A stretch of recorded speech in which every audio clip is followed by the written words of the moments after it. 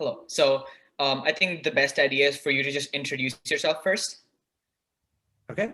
Yeah, my name is Dave Amos. I'm an assistant professor in the Department of City and Regional Planning at Cal Poly San Luis Obispo, and I'm also the producer of the YouTube channel City Beautiful about cities and city planning. Okay. So as for the interview, the first question I want to ask you is, what is your background in city planning, and what is it that you currently do? So I have an undergraduate degree in urban studies from Cornell University, a master's in architecture and master's in city and regional planning from the University of Oregon. And then I was a planner, a long range land use planner, consultant in Sacramento, where I did general plans in California cities.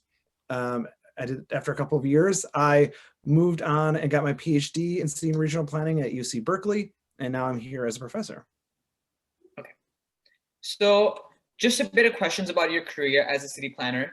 What are and were your goals as a city planner? And what aspects of city planning were you directly involved in?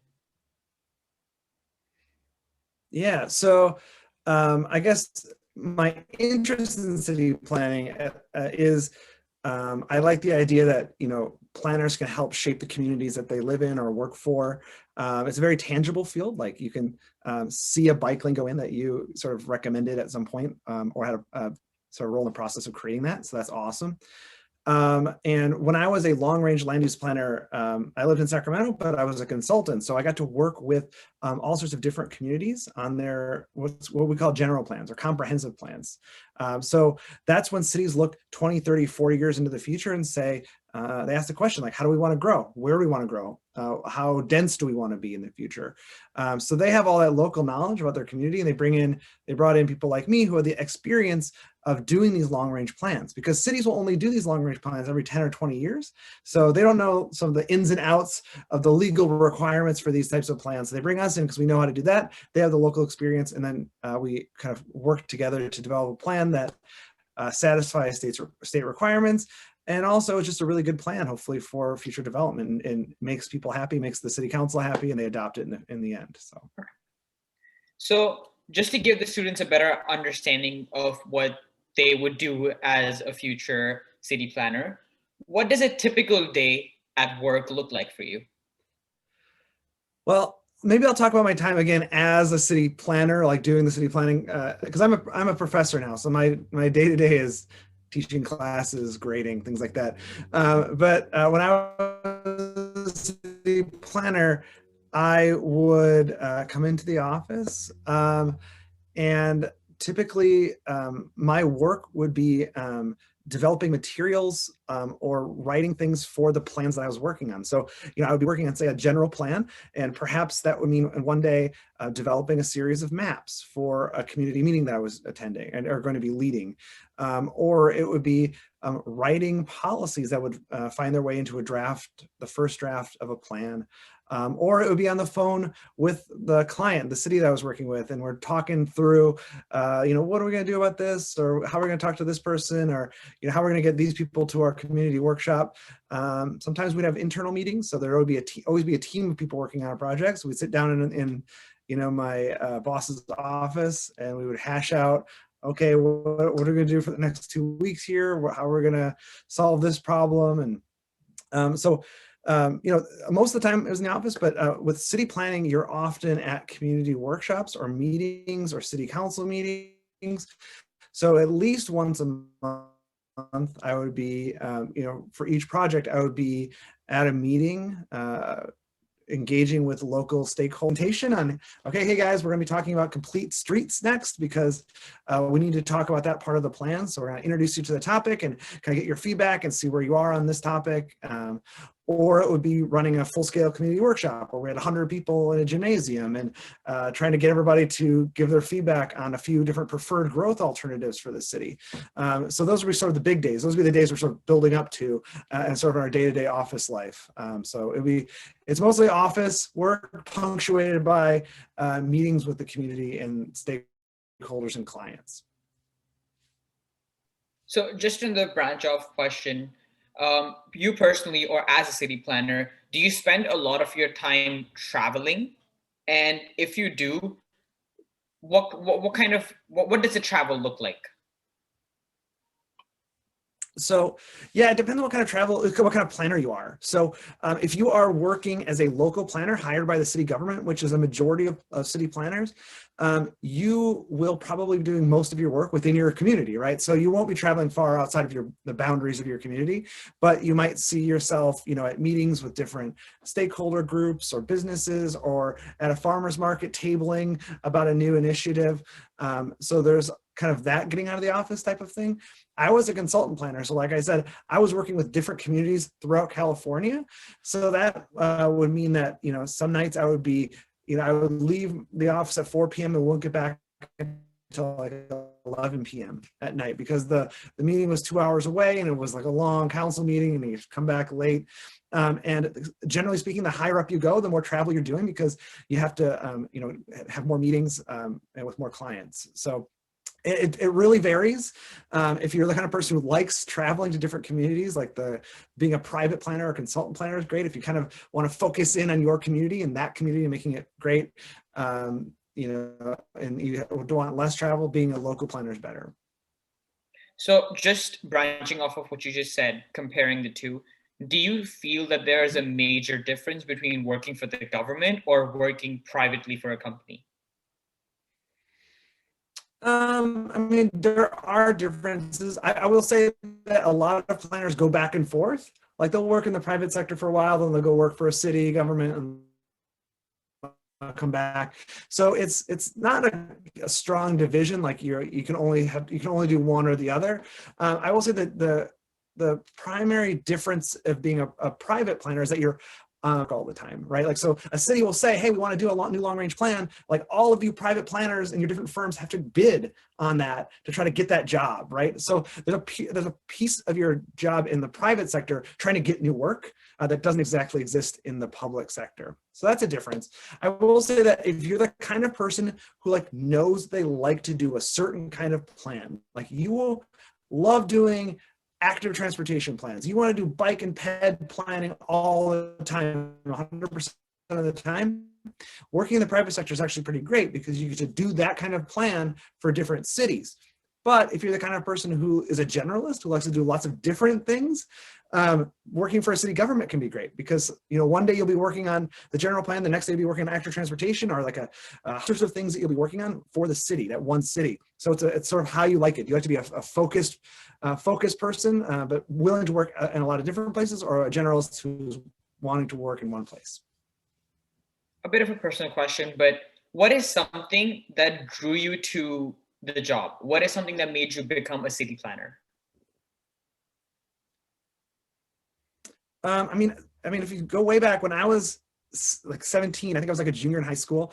I had a teacher give me a book that had a chapter on city planning, and previously I didn't really know much about the field of city planning. Like it's not like one of those things people think about. I mean, I played like Sim City back in the day. I know it's City Skylines now, but I hadn't really thought about it as a career. And the book was really interesting, and the public being interested in like solving those problems can do great things in a community. Like you can actually make physical, substantive, positive change in your community through planning. So that sort of positive change was what I was really interested in doing. So from an early age, I thought that's what I wanted to do. I think I've always been interested in public service, and this is, I think, a form of public service. It's not always an easy job. A lot of the times you're an educator and a facilitator as much as anything. I think there's a misconception that city planners have some sort of ultimate power in a city to like shape things, but a lot of the times you're trying to get consensus between a lot of different groups, and your job is to try to make sure this plan is shepherded to completion as best you can. So it sort of feels like a public service position, but it's frustrating at times, but really rewarding. And I've enjoyed this career path. And for students watching, what do you think are some attributes that would make a person a good fit for this career? Yeah, I think again, a public service focus, like you want to do good in the world. If you're that kind of person, like city planning is actually a great profession, because you will be able to do good in the cities that you work for. I mean, I think generally speaking, and somebody who is a generalist, who wants to be good at lots of different skills, this is a great position. You need to know how to do things like mapping through like ArcGIS. You need to be a strong writer, a strong verbal communicator. Can you get up in front of a city council and present something confidently? You got to do that as well. You have to be someone willing to talk to people from all walks of life.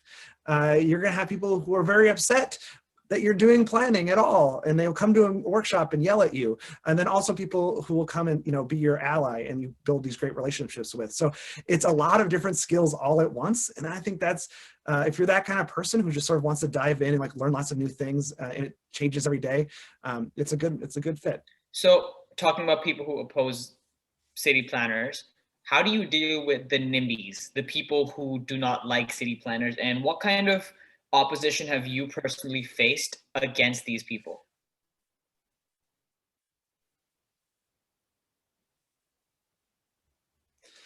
So I've been pretty lucky to the plans I worked on. The opposition was minimal, and it wasn't even so much opposition. I mean, in every planning process, there's just, and people who are more pro-business. And it doesn't mean that they don't want a good plan in the end. They just sort of have different ideals. So navigating that is a challenge, but that's not unworkable. I did work in a couple of projects in the Central Valley where we had folks who were like sort of like Tea Party activists, like they were just very much anti. And those people are tough. I mean, there's really no like talking them out of that worldview. The best you can do is try to minimize the disruption they're causing, because what they're trying to do is basically just disrupt the process entirely. And you basically just can't, you have to have the process continue. So, you just try to be polite. Like you don't want to piss off anybody more than they already are, but just politely say that, you're having a meeting here. Input is welcome, but like you have to respect the input of others as well. So as far as a young person who wants to get into the career, what are the degrees you need for the career? Or like, how do you get started? What's the path to a city planner?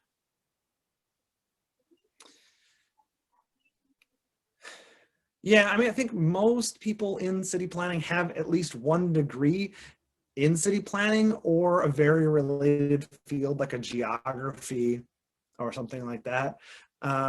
So, I mean, I would recommend if you are serious about like wanting to do city and regional planning, or urban studies is fine, but a degree in city and regional planning gives you more hard skills like that mapping skill and all these other design skills and things like that. So yeah, looking into an undergraduate degree in city and regional planning is a good way to get into the field. I teach at Cal Poly. We have an undergraduate degree here, and we have a requirement that students get internships as a part of their undergraduate career. So many students are sort of working in the field while they're like already learning how to do it, and like as an undergraduate, and then we'll find jobs either through that internship or like right out of school. So I know the pipeline works. If you get a degree in city planning, at least here at Cal Poly, like there's a good shot that you can make it as a city planner afterwards.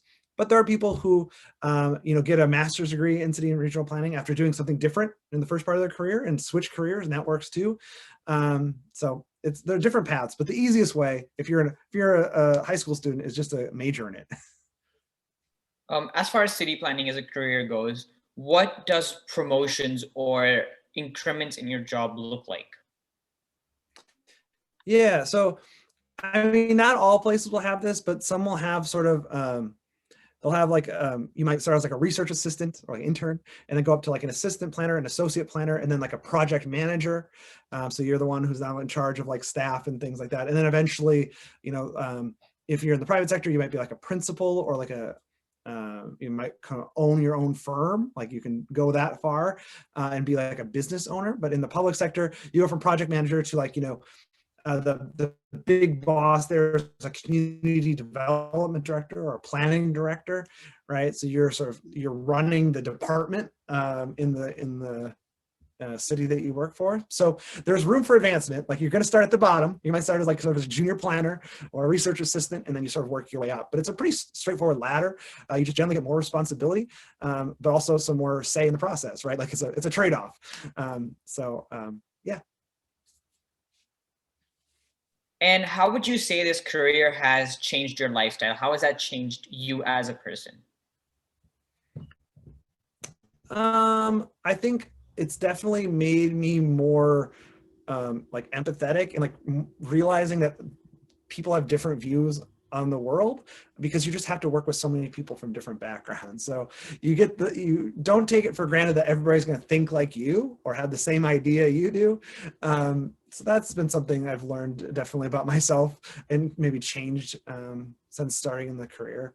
You just got to be able to roll with it and like be willing to meet people where they are and listen to what they say, and maybe being a better listener, something I also learned out of this career too. Not to be pessimistic, but do you have any regrets that you chose this career? No, not really. So in between my undergraduate and graduate degrees, I wasn't a planner. I worked for a nonprofit, and I had a great time working there. It was a great position, but maybe my regret was that I wasn't actually doing planning then. I would have had more like it was 4 years that I didn't actually do planning. So my only regret maybe is that I didn't sort of continuously do it and took a 4-year break. But no, I don't have a regret. It's been great for me. Again, I feel like I found my spot and I'm happy to do it. I'm looking forward to like 30 more years in the field. Yeah. So just to end off the interview, what are some tips or some advice you would give to anybody who plans on becoming a city planner?